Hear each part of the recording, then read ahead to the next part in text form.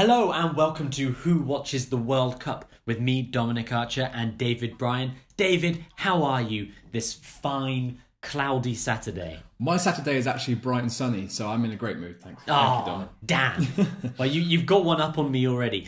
This episode of Who Watches the World Cup is kind of, I guess, breaking news. It's an emergency episode. I was pretty excited to see this kind of political destabilization happening right in front of our eyes, because the whole point of this podcast was to take the football and the nation, the politics of the nations involved, and then see how they compare and see if one motivates the other. And it exactly happened as we hope it would to yesterday in the match between Switzerland and Serbia. Now, Dave, I haven't had a chance to watch the highlights of the game.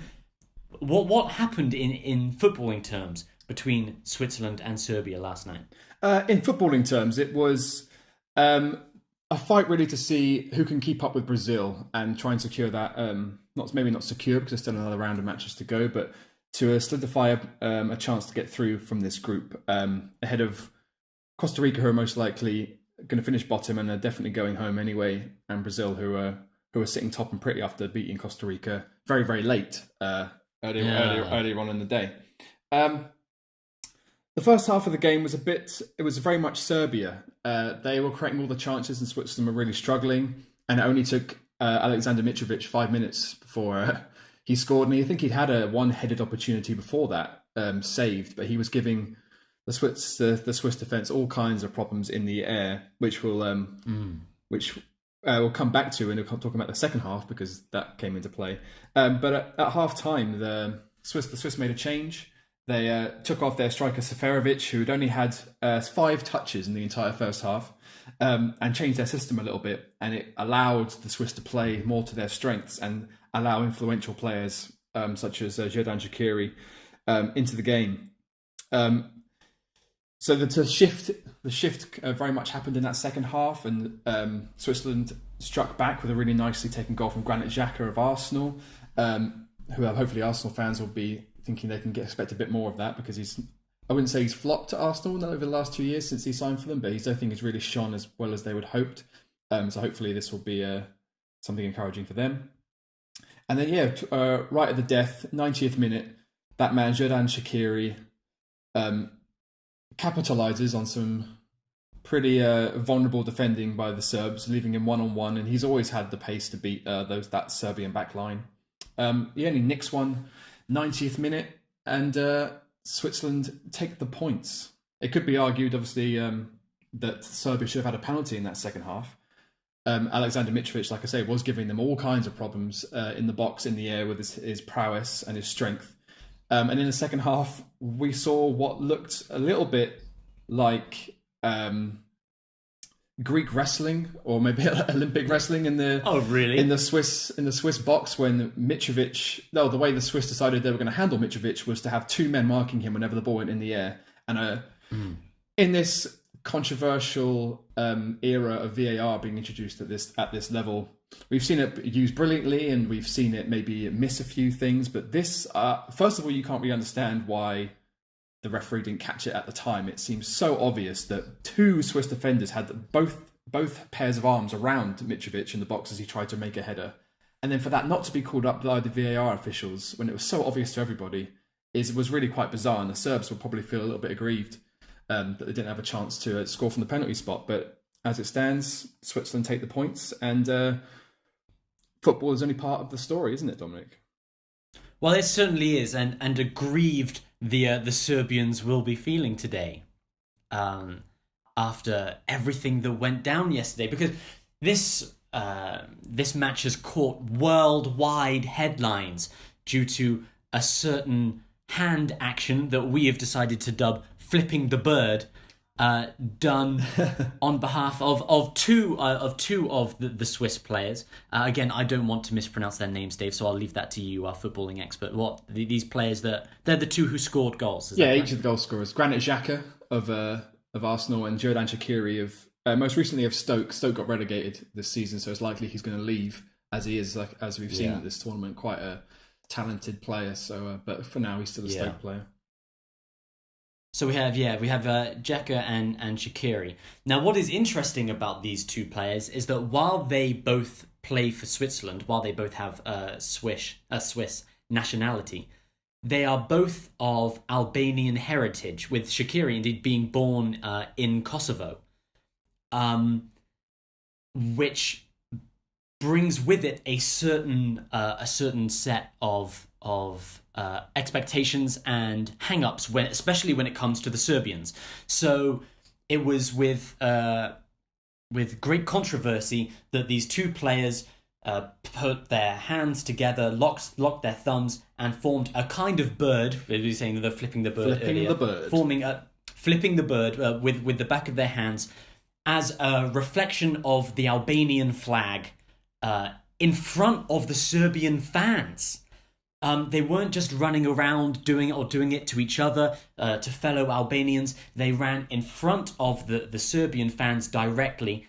And there is no football player worse than one who taunts the opposing team's fans. Like, that is just low-class sportsmanship. At any time. That's like, come on. Anyway.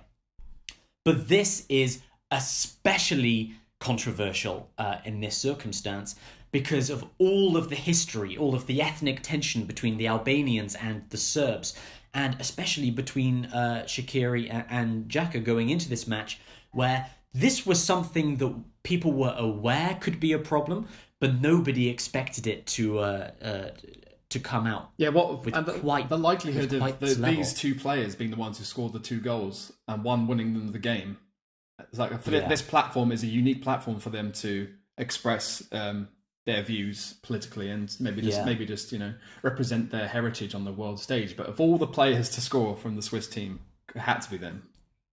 It's very unfortunate for the Serbians and very fortunate for us, because this is exactly what we were talking about, right? The way that your politics will influence the effort that you put in when you play, the heart that you are playing with, the courage that you have going forward. And these are two players who really wanted to stick it to the Serbs, and they did.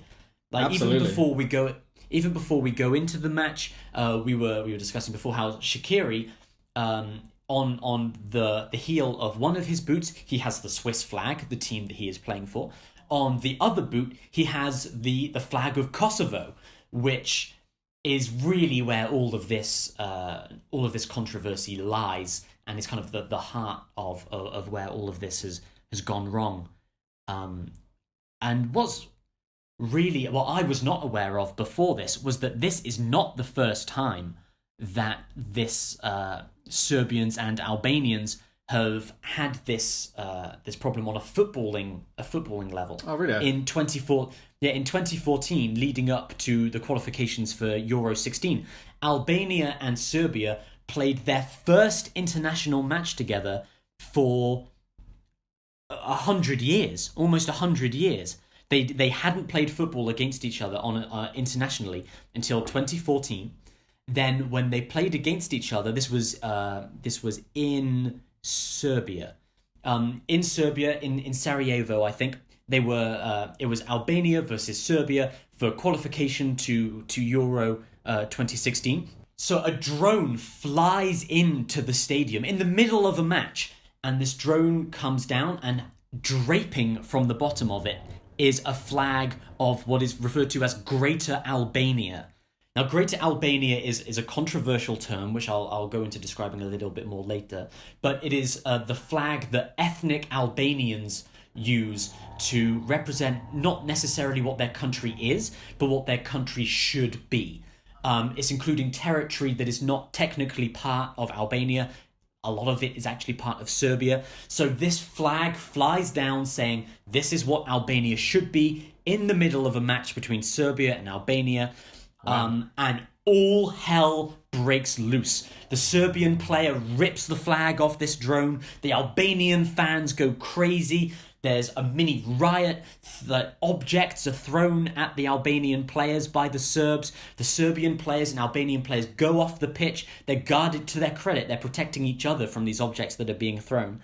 And they get off there.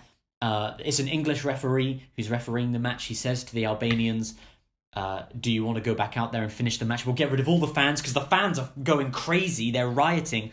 They say, do you want to go back out there? We'll get rid of the fans. The Albanian players say, absolutely not. This needs to end now. And that is the last time Albania and Serbia played each other. They didn't even replay them again. No, they didn't even. They got 41 minutes into the match, the first match in 100 years, and they call it off because of the height and the history of this tension and rivalry between these two countries. Oh, wow. And it is a historic rivalry. Again, this isn't something that has only arrived in the last 20 to 30 years. We are talking centuries, actually, well, over a millennia of bad blood between ethnic Albanians and ethnic Serbs, especially in the area of Kosovo, which is kind of where we need to focus our conversation today. But it said in Kosovo, ethnic Serbs claim that they settled Kosovo in the 7th century AD. Ethnic Albanians say that they settled it before that.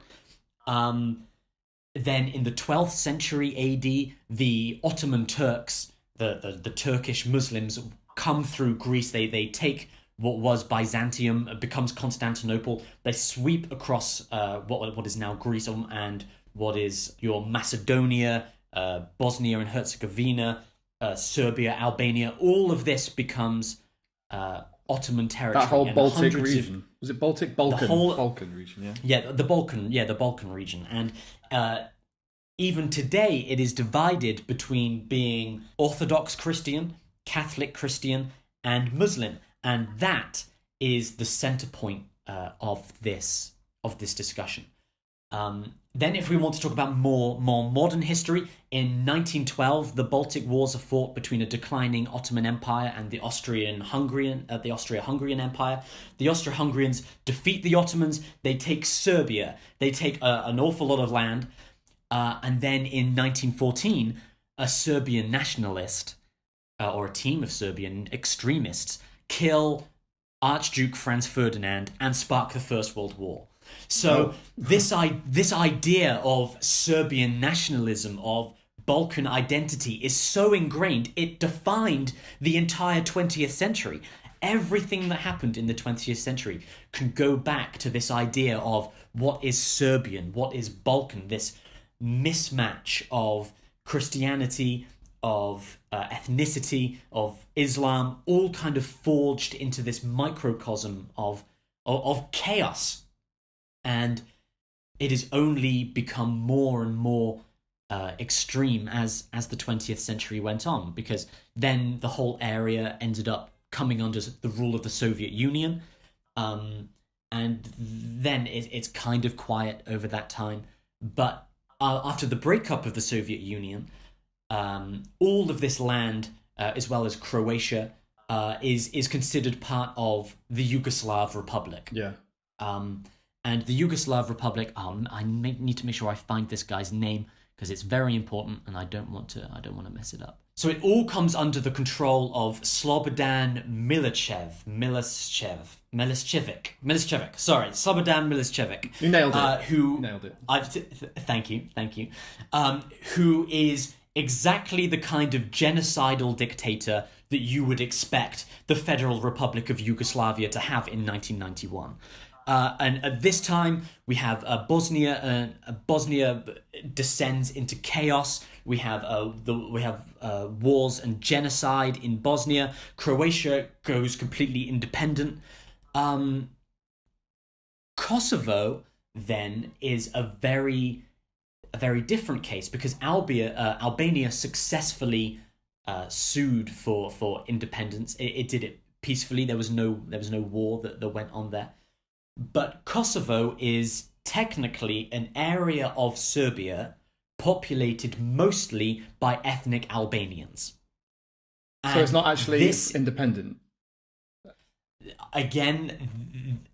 Because they declared independence in 2008, right? They did. Yes. So everything leading up, it all kind of comes round to the work of our friend Slobodan, who is desperate to hold on to the idea of Yugoslavia. And under the Soviet Union, Kosovo was still part of the Soviet Union, but it had a certain degree of independence. There was understood that they are technically Serbians, but of Albanian ethnicity. Right. Best just to leave them alone. It's best just let them do their own thing. But when Slobodan comes into power, Kosovo becomes a hotspot of everything that could go wrong in what he is trying to hold together, and he takes that autonomy away from Kosovo and puts it back into Serbia, and says, Serbia, you now have full control over the people of Kosovo, which does not go down well. Now, again, Kosovo and Albania, it's not just that they are ethnically different. Albania is a majority Muslim country. Yeah. In the last census that was done, it is 59% Muslim. So Albanians generally are Islamic, whereas Serbians are Orthodox Christians. So when we are talking about Kosovo, it is not just that their ethnicity is different, it's that the majority of the people there are Muslim, but they are being ruled by a majority Orthodox Christian Serbia. Which creates a whole other set of problems. So then we come to 1998 and 1999, which is when we have the Kosovo War. So particularly. So remember hearing all about this that. This is the first war that I really remember. But Kosovo, there was already fighting going on within Kosovo because they had independence movements and militias fighting against the Yugoslavs and the Serbians within Kosovo at that point. But the Kosovo Liberation Army is fighting for a free Kosovo. But it's not until 1998 that NATO gets involved. And NATO has been watching this from the sidelines for a long time, and the UN has been saying, come on guys, can't we work it out? But they can't work it out. And 5,000 at least Kosovans were executed. Whoa. Straight up executed by the government. And this is the same time that the same Yugoslav government is committing genocide in Bosnia. This is not a government that you mess around with, and this is really where so much of this continued heartbreak comes from, because these are just families being killed for independence. And 1 million Kosovans leave Kosovo. They are displaced. They are refugees. They flee their home because they've got no choice. When was this, did you say? 98, 99? This is 98, 99. 98, NATO gets involved. And NATO was set up by America, the UK, France, other Western powers, Italy, was set up basically as a defensive measure against the Soviet Union when it existed. It was saying the Soviet Union is not just Russia, it is also Ukraine, Poland, it is so many countries that we need. The Eastern Bloc has its own thing, we need a Western Bloc. So that if the Soviet Union decides, hey, fuck it, we're just going to invade Italy, then Italy isn't on its own. If Italy is attacked, then America, the UK, everyone goes to war to defend each other. But that also means if NATO declares war on you, you're not just at war with Italy, you're also at war with America and the UK and everybody else. Yeah. So NATO kind of gets involved because they kind of should have done to begin with. The United Nations gets involved a little bit. They're trying to put peacekeepers on the ground. This doesn't really work. So NATO says to the Yugoslav government, they come in and they go, they have a conversation and they try and negotiate a kind of peace, but it doesn't work. And NATO comes in with a bombing campaign, and for a year NATO just drops as many bombs as possible. And a year later, after one of the most intense bombing campaigns ever, the Kosovo is regarded as one of the most significant wars of the end of the 20th century. Just months before the Kosovo Liberation Army actually walks in, the Yugoslav leader goes, yeah, okay, fine, and stepped down and it has been tried for war crimes since. But even since then, the UN took on more of a role. There are still UN and NATO peacekeepers in Kosovo, because it was decided then at this point that NATO really decided that Kosovo could begin to have the negotiations for independence. And it was, as you said, 2008, 10 years later, that Kosovo declared its own independence to the United Nations. And it is still, as far as I know, not internationally recognized as independent. Yeah, that's what I've read too, especially by Serbia. Yeah, because the Serbians refuse to acknowledge that Kosovo is independent for a reason I'll go into in a minute. But also, they're Serbia's best friend, the people who stepped in to protect them in the First World War, the hosts of the World Cup, Russia, will not recognize that Kosovo is independent of Serbia. Russia is a veto on the UN Security Council. Therefore, when Kosovo tries to say that it is independent, Russia vetoes it. It cannot be internationally recognized by the United Nations. Wow. Okay. Yeah. So it is a very bizarre situation where you have ethnic Albanians who feel that they either should be independent or belong without this idea of Greater Albania, that Kosovo should be part of the very Greater Albania that caused such a chaos at the previous football match, or that they feel that they should be independent. Whereas for Serbia, there is not only a lot of their history built into Kosovo, but also a lot of their churches are there. A lot of UNESCO, the United Nations. The United Nations decrees that certain historical places are internationally protected, are protected by international law. Yeah. This is things like the Terracotta Warriors. I saw the Terracotta Warriors a few weeks ago. That is a UNESCO heritage site. If it is protected by the United Nations, basically, no foreign power can ever attack the Terracotta Warriors without retaliation from the UN. Kind of, it is internationally recognized as a place of significance. Yeah, and for the Serbians, a lot of their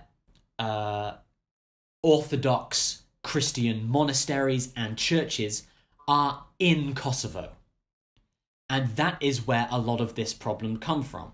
For example, the Densani, I'm definitely pronouncing that wrong, or maybe the Denkani monastery was built in the 14th century by Serbian king Stefan Dekanski, and his mausoleum. This is a Serbian monastery with the mausoleum of a Serbian king, but it is built in Kosovo.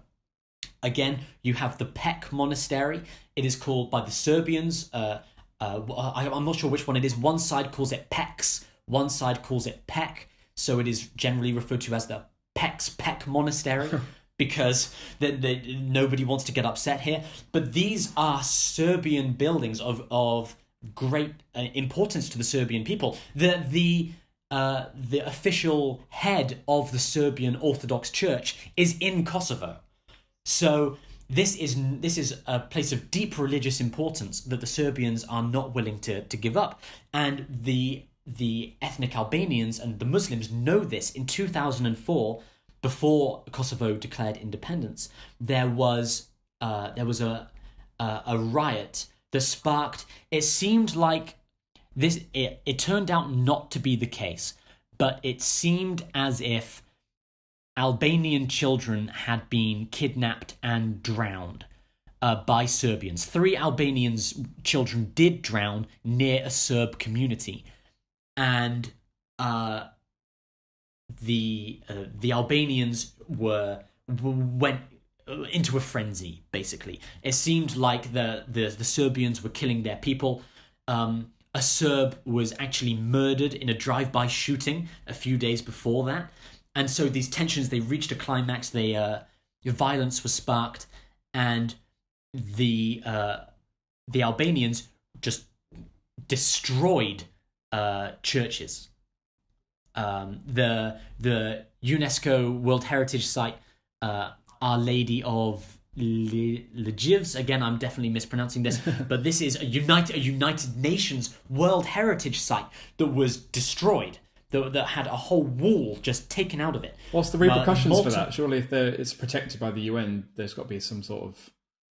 Well, this is it. Now there are... from the research that I did, at least in 2007, so this is before Kosovo was independent, but there were Italian soldiers who guard these monasteries, who guard these churches 24 hours a day. Italian soldiers with guns protect these churches in Kosovo because they know they are targets. These are Serbian Orthodox churches in an area that is predominantly Muslim, that is predominantly Albanian. And what better way to take out your frustration on the people you see as oppressors than to destroy the reason that they are there in the first place? If these churches were gone, then the reasons that Serbians give for being there is much weakened. Yeah, sure. But again, as we're saying, this is a hatred. Not a hatred, but it's difficult to describe, because I was trying to think of a good comparison earlier, and traditionally we would say that the Scots and the English have that kind of tension between them. There's a historic tension between Scots and English for the terrible things that we did to Scotland, and you could say the same for the British and the Irish as well. That is the Protestant and Catholic tension in Northern Ireland, especially in Belfast. That is the closest comparison I can think of to what is going on in Kosovo. And Kosovo isn't just like a city in the same way that the Belfast, obviously the Northern Ireland is in that wider struggle, but Kosovo is torn between multiple countries that are dragging it one way or the other. But Albania itself is generally held up as being a symbol of religious tolerance. Albania as a country, Pope Francis visited Albania, which is a majority Muslim country. Yeah. But while he was there, he said Albania is kind of the poster child of what religious tolerance should be. Albania has a kind of an understanding that in order for its country to survive, that their ethnic and religious differences kind of need to be put to one side for the benefit of the country, and they work together, they worship together, they have a certain understanding. Wow, that's really interesting, because there's kind of a reputation of that part of Europe for being quite frigid in their beliefs, especially sort of Eastern Bloc countries. Can be very, very anti-gay and anti-progression and anti-religious freedom. So to hear that that's the case in a country like Albania that they're so progressive, that's quite surprising, and you have to say good on you, Albania. Yeah, I don't want to suggest anything about their politics particularly. I didn't have a chance to look into how they whether they are, as you're saying, more traditional or conservative in their political views. But when it comes to the Albanians, they have 694 Catholic churches, they have 425 Orthodox churches, they have 568 mosques. Like these are very similar numbers. Wow. How big is Albania? It's probably bigger than you're thinking. Yeah, I'm thinking. Well, judging by those numbers, I think there must be quite large. Yeah. And it's interesting that Albania is so successful in this, but that its neighboring Kosovo and neighboring Serbia still have that tension that goes on between the two of them. Yeah. And I think it is coming down to what you were saying. In 2008, Kosovo declared independence. That is still not recognized by Serbia, the country that it is part of. This again is similar to the Catalan referendum that we were talking about before, about Spain and Catalan. But in this case, for Kosovo, when Kosovo declared independence, the United States recognized that independence, the UK recognized its independence, the different NATO countries that had fought for Kosovo recognized it as an independent country. But Serbia and Russia did not. So when you have these Swiss players who are of ethnic Albanian of Kosovo descent, who who are so supportive of Kosovo they are wearing it on their boots. Yeah, well, sure. When they are in Russia, the country that prevents Kosovo from being recognised as independent in the first place, playing against the country that has prevented Kosovo from becoming independent. That is where these tensions are really coming to a head, because this is a history of religious tension with the Ottomans, with political ideology and ethnic independence, with the Archduke Franz Ferdinand in the First World War. This is genocide and one of the bloodiest conflicts of the 20th century in 1998 and in 1999. This is riots that destroy Serbian churches in 2004. This is an independence vote that is not recognised in 2008. And 10 years on, it still has not been sorted out. And I don't know if if Shaqiri and Xhaka are just going to bring it back into global conversation, because Kosovo again has kind of lost its place of importance in the 21st century. Yeah, I mean, it's interesting that they have brought this to the global stage in such a simple way, like a goal celebration. You know, it can range from Alan Shearer running with a finger up in the air, something really basic, to crazy, exuberant, complicated, choreographed dance moves and things, and then in the World Cup, on the grandest stage of all, a hand motion can set into the public consciousness this huge question. And I think when you were saying about Kosovo, the war being one of the bloodiest and at least most the last great conflict of the 20th century. Great maybe isn't the best way, but I mean great as in large and influential. When most people think about Kosovo, they forgot that this was happening, and this is not something that has resolved. Like you say, as much as they've actually declared their own independence, the nation that's suppressing them has said no way. And if I can swing it back to football for a second, particularly with Xherdan Shaqiri, that his story is interesting, and his attitude towards his place of birth and his heritage, because he was born in Yugoslavia in 1991, but his parents almost immediately in 92 emigrated to Switzerland, hence why he plays for them. But he made his debut for the Swiss side in 2009. So just after that, Kosovo claimed its own independence. But I think his allegiance maybe is a little bit more towards Albania in terms of nations. Or at least it seemed that way in 2012, when actually Switzerland played Albania in Switzerland in a World Cup qualifier, which Shaqiri was chosen for. And he, out of character, he didn't sing the national anthem before the match, and he scored in that game, but he didn't celebrate. Almost in a way where if a player leaves one club and joins another and then scores against their previous club, they decide out of respect to the fans not to celebrate. Well, he's scoring against a nation where he maybe feels he is maybe spiritually, or in terms of his personal culture and family history, is more of an Albanian than he is a Swiss, despite the fact he's lived there since he was 1 year old. And in that game, like we talked about him wearing those flags on his boots yesterday, in that particular game in 2012, he has Kosovan, Albanian, and Switzerland flags on his boots. Interesting. So he has previous with this kind of behavior, and because we talked about him yesterday with the Kosovo and the Swiss flags on his boots, and he posted that on social media before the game, which caused a little bit of tension between the Serbian players and some of the Swiss players, and mostly obviously himself. And it was actually, we mentioned Alexander Mitrovic, the goal scorer yesterday. He came out and said that this is a quote, if he loves Kosovo so much and decides to flaunt the flag, why did he refuse a chance to play for them? So I had a little look into what exactly he meant by that.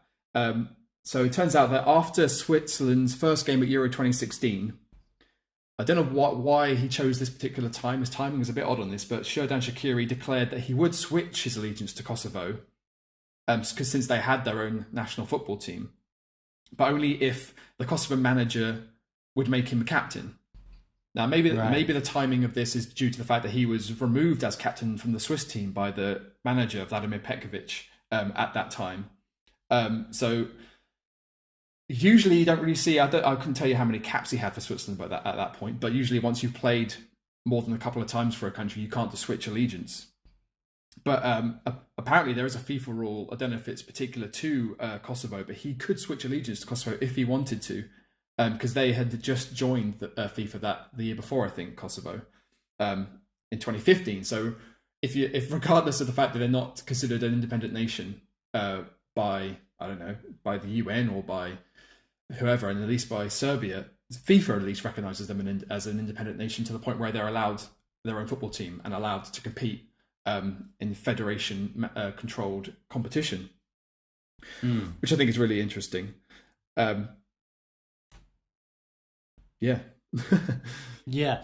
I think I saw somewhere, I'm not entirely sure, so I maybe I shouldn't even bring it up, but I thought I saw that Kosovo, while they are allowed to play friendly matches, in friendly international matches, are not allowed to compete in competitions. Oh, really?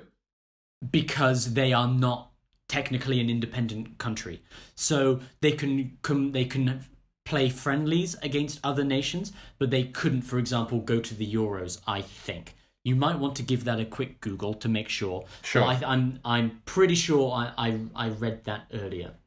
Because I was thinking that the same thing that Mitrovic was thinking. This is, we were saying about how much this means to Shaqiri, this means to Xhaka. They care about this so much. They risk being banned by FIFA for it, because again, FIFA in the World Cup and in FIFA in general, you are not allowed to openly display a political affiliation. Yeah. I guess you can bear a flag for a country because every country is wearing their flag when they play. Sure. But for example, you couldn't come out with, a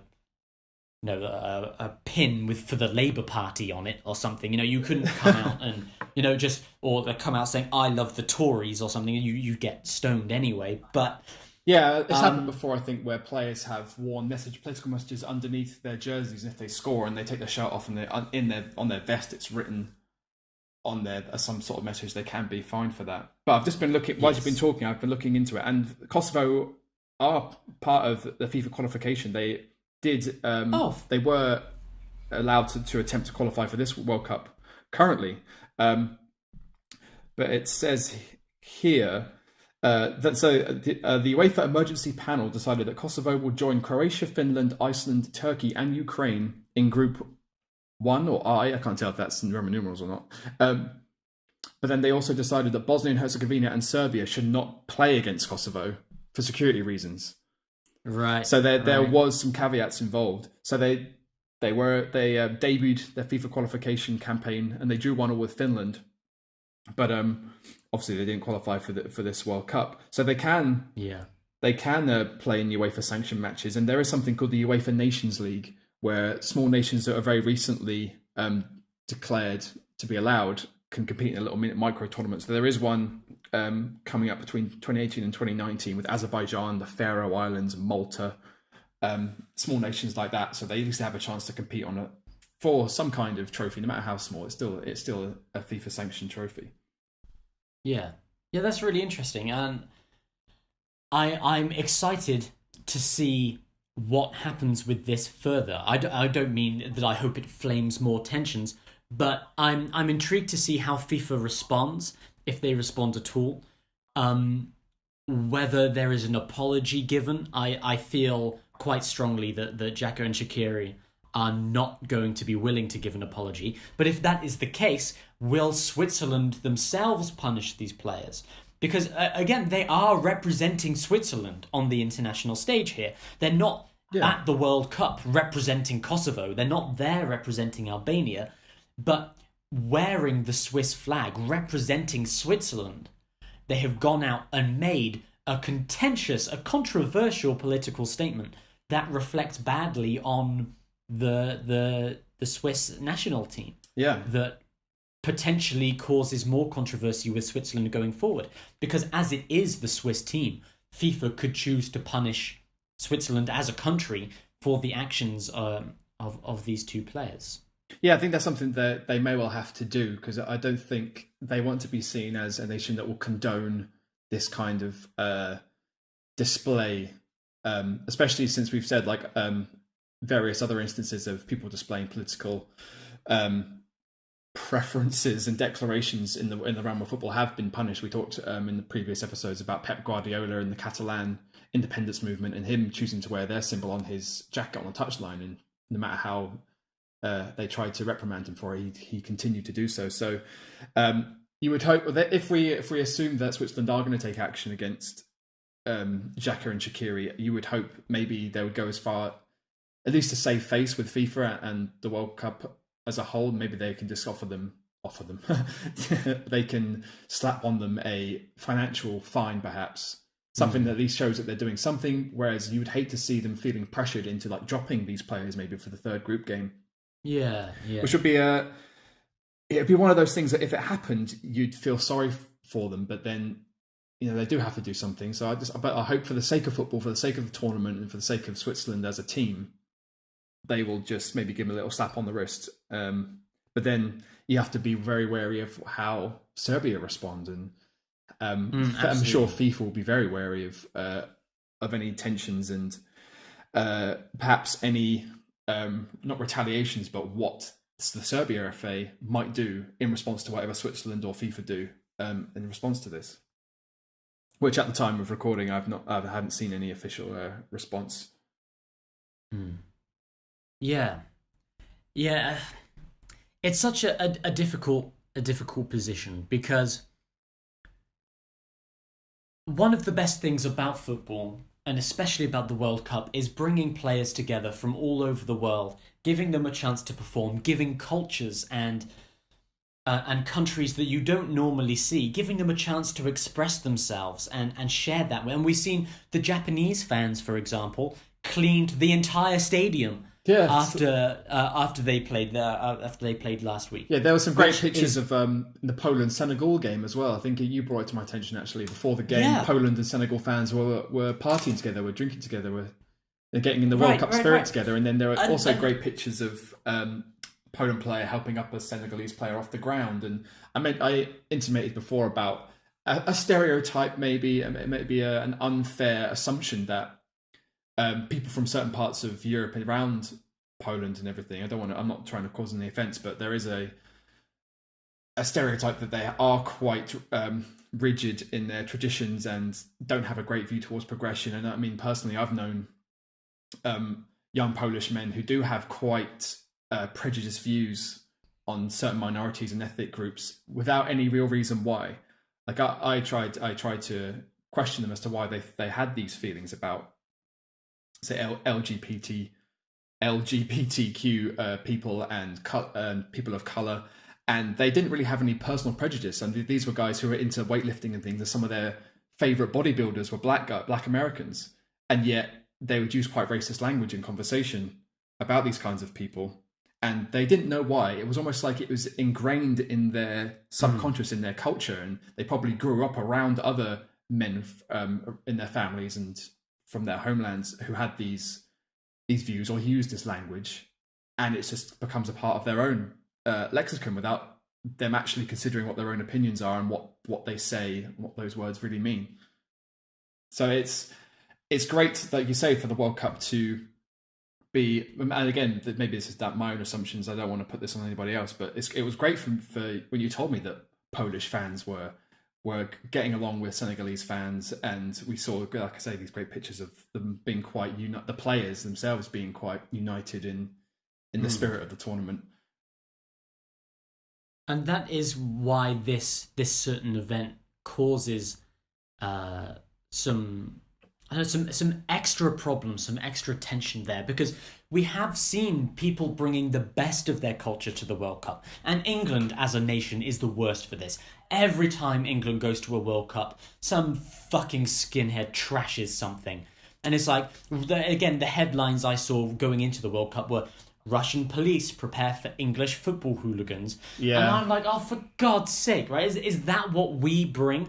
you watch the Senegalese, and they've brought their drums. They're dancing in the stadium. They've brought a certain atmosphere. The Icelandic team, they've even if it's just the thunderclap, that's a part of their culture now. Their footballing culture, that they have brought, that they have shared, that is interesting, that engages the rest of the world. Definitely, in terms of that jubilation, I think that is a great part of African football itself, because we've seen that with Senegal, we've seen that with Nigeria.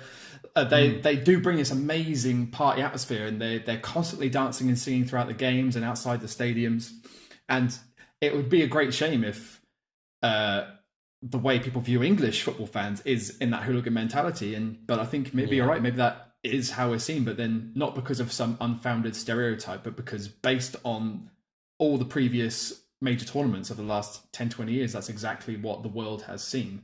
I've just been reading an article actually about how Russia was preparing for fans in a more aggressive way, and they particularly pinpointed the Confederations Cup, which took place a few years ago in Russia, and English fans who went out there, and they all the people they spoke to in this article did point out that they had some reservations about going, because there are plenty of videos online of Russian ultras having bloody battles in the forest just because they support two different teams in very orchestrated and militaristic fashion, and they were worried about, is this going to happen similar to what happened in Euro 2016, when it seems that a very organized group of Russian, let's call them hooligans, attacked English fans.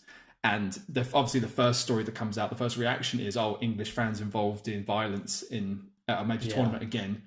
And then it turns out that witness accounts and the police records show that it was actually the Russians who attacked the English, and that probably only made people more nervous a couple of years ago going to Russia for football. But then all these fans who went to Russia from all over the world, Chilean fans as well, they couldn't have been more impressed by how under control the Russian authorities had these things and how well organised they were.